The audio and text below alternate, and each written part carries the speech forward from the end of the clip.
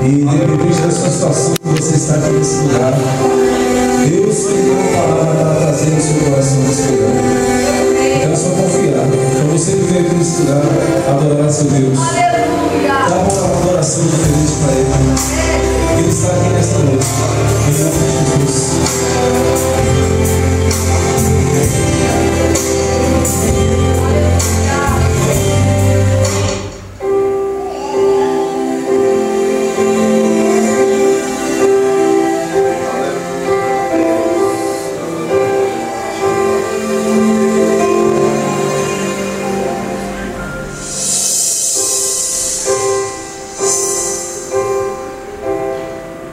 Feche seus olhos nessa noite. Feche seus olhos.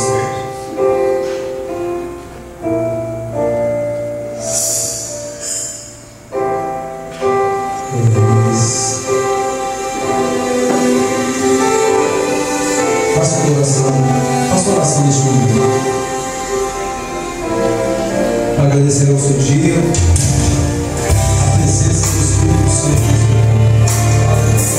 Tudo que Ele fez para te abençoar nesse dia.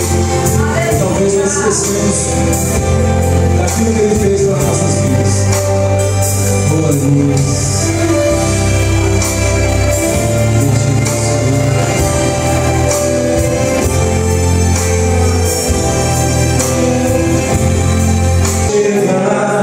Tu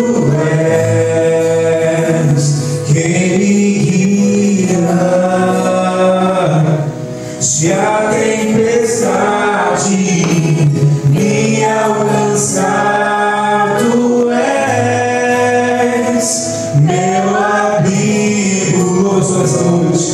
Se o mar me submergir, a Tua mão me traz a dona pra expirar, me faz andar sobre as águas.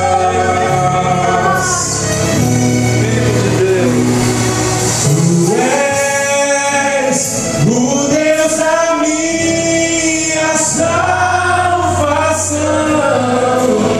És o meu dono, minha paixão, minha canção.